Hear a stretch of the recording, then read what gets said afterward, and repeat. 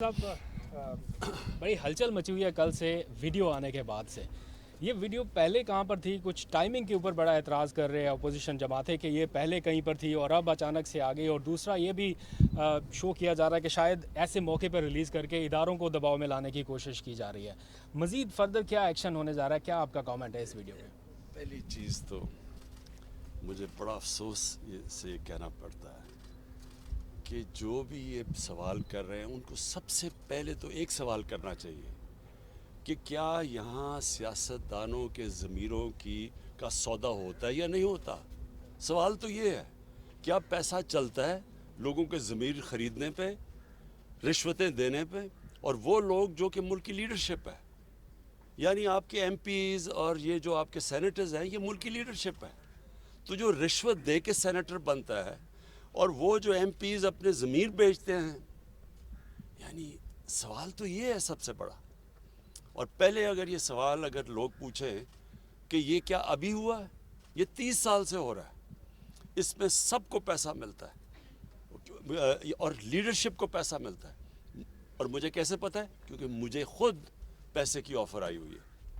मुझे पहले 5 साल पहले जब हमारा सेनेट का इलेक्शन था, उन्होंने हमें पैसे की ऑफ़र की, तब मुझे पता चला कि ये तो ऊपर ये क्यों नहीं, जब एक पॉलिटिकल लीडरशिप को पता है कि पैसा चलता है, इन्होंने क्यों नहीं कोशिश की चेंज करने की? क्योंकि ये खुद पैसे बनाते हैं इसमें से। और ये जो सारी हमारी जमहूरियत की नफ़ी है, ये कौन सी जमहूरियत है कि आप पैसे बना के दे के सेनेटर बन जाए? और ये कौन से मेंबर्स ऑफ पार्लियामेंट हैं जो कि पैसे लेके अपनी वोट बेचें? तो ये तो जमहूरियत की नफ़ी हो गई। और ये सवाल पूछना कि वीडियो मेरे पास अगर ये वीडियो होती तो वो जो हमने 20 लोग निकाले थे, उन्होंने 2 ने तो मेरे पे केसेस किए होते, मैं अदालत में क्यों ना ये वीडियो ले जाता अगर मेरे पास होती। हमारा वकील जो 2 साल से जब जा रहा है अदालत में, तो वो वीडियो दिखा देता, केस ही ख़त्म हो जाता अगर मेरे पास ये होती पहले। सवाल ये नहीं है, फिर से मैं कहता हूँ, इन लोगों ने ये चोर जो अपने आप को सियासतदान कहते हैं, ये जो पीडीएम के अंदर ये जो सारी अपनी चोरी बचाने के लिए यूनियन बनी हुई है, इन सारों से सवाल ये पूछना चाहिए कि जब आपको पता था 30 साल से, तो मैं तो बाद में आया हूँ, 30 साल से आपकी पार्टी पावर में है, क्यों नहीं आपने इसको रोकने की कोशिश की? प्राइम मिनिस्टर साहब ये बताइएगा कि आप अभी आपने आप चीज़ों को छुपाने पे बिलीव नहीं करते, सारी रिपोर्टें हम मंजर पे ले आते हैं। ये आप कई दफ़ा फरमा चुके हैं, कह चुके हैं कि मुझे ऑफ़र हुई थी माजी में, तो आज ये बता दें कि वो ऑफ़र किसने की थी, कौन सी सियासी जमात थी, कौन सा फ़र्द था, ताकि उसका भी चेहरा सबके सामने आया जो आपके पास गया और पैसे लेके ऑफ़र की कि सेनेट की सीटें बेची जा सकती हैं, खरीदी जा सकती हैं। मुझे एक आदमी ने ऑफ़र नहीं की, कई लोगों ने ऑफ़र्स भिजवाई हैं कि अगर आप हमें इस सेनेट की सीट दे दें तो कहीं हम इतना पैसा देने के लिए तैयार हैं, आप शौकत खान हमें दे दें। इस तरह की ऑफ़र्स होती है। एक मिनट सुन लें, देखें, एक ने नहीं दी, कईयों ने दी हैं। और ये मुझे नहीं मिलती, मेरे और लोगों को जो और मेरे मसलन जो समझते हैं ना पार्लियामेंट्री बोर्ड में हैं, उनको भी लोग पैसे ऑफ़र करते हैं कि जनाब अगर सेनेटर बना देते थे। इस वक्त बलूचिस्तान में एक सेनेटर बनने का जो रेट जा रहा है 50 करोड़ से 70 करोड़ पे जा रहा है, कि एक सेनेटर बनने के लिए तकरीबन 50 से 70 करोड़ रुपए वो खर्च करेंगे बनने के लिए। तो मुझे बताएं कि उन्होंने क्या बलूचिस्तान की, वो जो इतना पैसा खर्च करेगा वो कोई हातम ताई तो नहीं है, वो आके पैसा बनाएगा। तो पैसा किससे बनाएगा?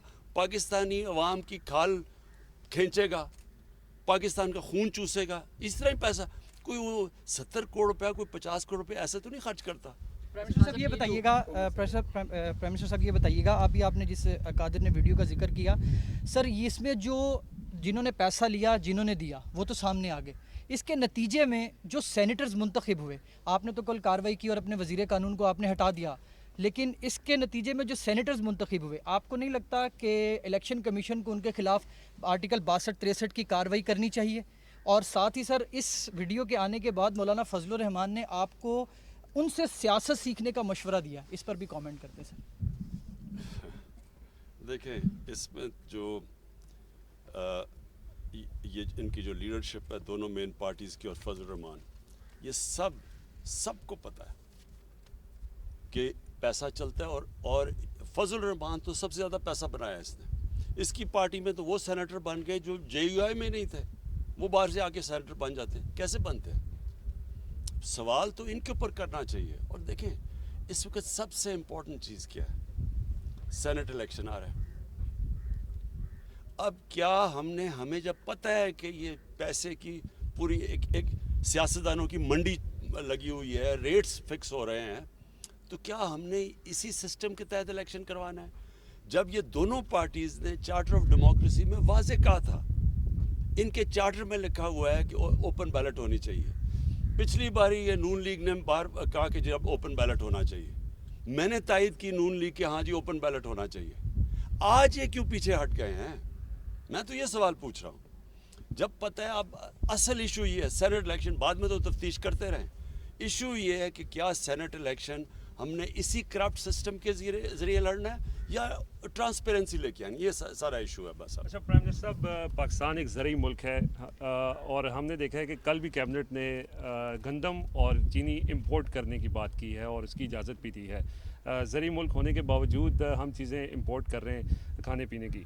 साथ साथ हमने देखा कि कंस्ट्रक्शन के ऊपर आपने पूरा जोर लगाया, उसके नताइज तो सामने आए, लेकिन अब ज़राअत के ऊपर भी आप मीटिंग्स कर रहे हैं। सर हम जहाँ भी जाते हैं लोग हमसे कहते हैं, आप वज़ीर-ए-आज़म से बात करते हैं तो उनसे पूछे इतनी महंगाई क्यों हुई? सर ये इस हवाले से ज़रा आवाम के जो खदशात हैं उस पर ज़रा जवाब। देखिए ये बिल्कुल ठीक बात है आपकी। महंगाई की सबसे बड़ी वजह क्या है? जब रुपया गिरता है, जब डॉलर के मुनिस्बत रुपया गिरता है तो वो महंगाई बढ़नी होती है। क्यों? सारी चीज़ें जो बाहर से आप आती हैं वो महंगी हो जाती हैं।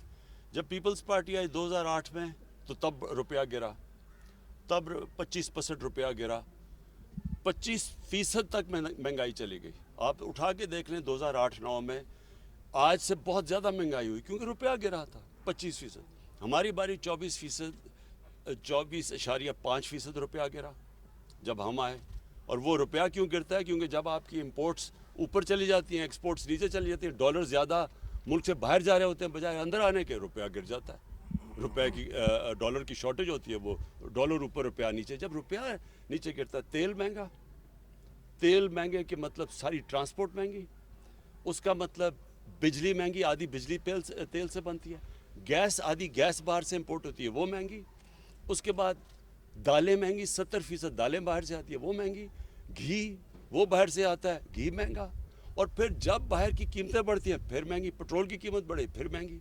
यानी जो महंगाई है, अगर आपका आज अल्लाह करे हमारी एक्सपोर्ट्स बढ़नी शुरू हो जाएं, जो बढ़नी शुरू हो गई हैं, और हम इंपोर्ट्स से ज़्यादा एक्सपोर्ट शुरू कर दें तो हमारा रुपया मजबूत होगा, महंगाई कम हो जाएगी। सो ये याद रखें कि ये सबसे बड़ी वजह। दूसरी वजह बदकिस्मती से ये थी कि हमारी 2 बारिशें मौसम की तब्दीली की वजह से गलत टाइम पे आ गई, तो जो हमारी गंदम होनी थी अच्छी भली, वो हमारी बारहनी गंदम कम हुई, तो जब उसकी कम हुई तो इंपोर्ट करनी पड़ गई।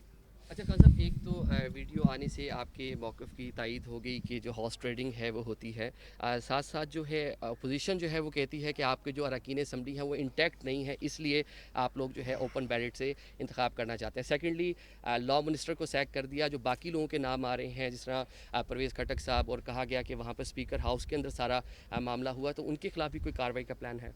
उनका क्लेम है उन्होंने पैसे लिए, वो क्लेम। देखिए सबसे बड़ी चीज़ क्या है कि जी हमारे मेंबर जा रहे हैं या नहीं जा रहे हैं, ये इशू नहीं है। मैं 5 साल पहले तो मेरे मेंबर आ नहीं जा रहे थे, मैं तो 5 साल से लगा हुआ ओपन बैलेट की। मैं तो जब ये नून लीग ने कहा कि ओपन बैलेट होनी चाहिए, मैंने तो तब तायद की इनकी। तो ये तो अब से नहीं मैं कह रहा, जब सबको पता है कि सेनेट के इलेक्शन की वोट 30 साल से सबको पता है कि वोट बिकती है। मेरा सवाल यह है कि इन्होंने क्यों नहीं चेंज करने की कोशिश की। और फिर ये जो कहना कि हमारे मेंबर जा रहे हैं या नहीं जा रहे हैं, ये याद रखें गवर्नमेंट के लिए ज़्यादा आसान है। हमारे लिए अपनी जितनी हमारी सीटें हैं उनसे ज़्यादा हम ले सकते हैं, क्योंकि गवर्नमेंट के पास पावर होती है। इसलिए तो गवर्नमेंट में आके कोई बदलता नहीं है, बाहर कहता है, गवर्नमेंट में आके नहीं करते। हम गवर्नमेंट में बैठ के कह रहे हैं कि ये ओपन बैलेट होनी चाहिए, जबकि मैं आज आपको कह रहा हूँ कि यही लोग रोएंगे जबकि देखें जी तहरीक इंसाफ की सीट से ज़्यादा मिल गए हमें सेनेटर्स, ये लोग रोएंगे। अभी मैं आपको कह रहा हूँ क्योंकि हम ज़्यादा सीटें ले सकते हैं। हम एक मुल्क में चेंज लेके आ रहे हैं कि जब करप्शन ऊपर से शुरू होती है, जब आपकी पॉलिटिकल लीडरशिप करप्ट होगी तो क्या थानेदार और पटवारी ठीक हो जाएगा? ओके जी। आखिरी क्वेश्चन सर अब्बास समडी से सर लाइटर मूड के अंदर सियासी बातें हो गई। आपके सियासी फॉलोअर्स के अलावा क्रिकेट के फॉलोअर्स भी बहुत हैं। 18 साल बाद साउथ अफ्रीका को हमने रावलपिंडी में सर शिकस्त दी। टीम पूरा साल बहुत सारी क्रिकेट उससे खेलनी है। सर कोई तवज्जो दे रहे हैं सर? मईशत के ऊपर भी आपको अपडेट्स मिलती होंगी, क्रिकेट के ऊपर भी अपडेट्स मिलती होंगी, तो क्या समझ रहे हैं कि सर बेहतरी की तरफ हम जा रहे हैं? पूरा साल पाकिस्तान के अंदर सबसे ज़्यादा क्रिकेट है, इट्स अचीवमेंट। देखिए सच आपको बताऊं तो मुझे क्रिकेट के ऊपर कोई ज़्यादा टाइम नहीं, बल्कि मैंने मैच भी नहीं देखा। मुबारक तो टीम को देता हूं, लेकिन मुझे मैच देखने का मौका नहीं मिला। लेकिन मैं आपको एक चीज़ कहना चाहता हूं, जो बुनियादी स्ट्रक्चर है पाकिस्तान क्रिकेट का वो ठीक कर लिया। जो मैं बड़ी देर से कह रहा था कि इलाका क्रिकेट होनी चाहिए, ये ठीक हो गई। अब इसमें से वो पाकिस्तानी टीमें बनेंगी जो कि वर्ल्ड बीटर्स होंगी। अभी तक हम अच्छी टीम है, हम वर्ल्ड बीटिंग टीम नहीं बन सके अभी तक। उसकी वजह ये है कि हमारा जो बुनियादी क्रिकेट स्ट्रक्चर था वो गलत था। हिंदुस्तान ने अपना स्ट्रक्चर ठीक कर लिया है, हिंदुस्तान एक दुनिया की बेहतरीन टीम बनती जा रही है। हमारा स्ट्रक्चर क्योंकि ठीक नहीं है, हमारा टैलेंट ज़्यादा है, मेरे हिंदुस्तान से बहुत ज़्यादा टैलेंट है यहाँ, लेकिन हम जो हमें जिस तरह की परफॉर्मेंस देनी चाहिए वो हम नहीं दे सकते। तो असल चीज़ ये है कि जो बुनियादी स्ट्रक्चर है वो ठीक करें, वो इन्होंने ठीक कर लिया। अब इसके ऊपर बिल्ड करेंगे, थोड़ा टाइम लगता है, जो टैलेंट पॉलिश होने में 2-3 साल लगते हैं, लेकिन इंशाल्लाह हमारी टीम वर्ल्ड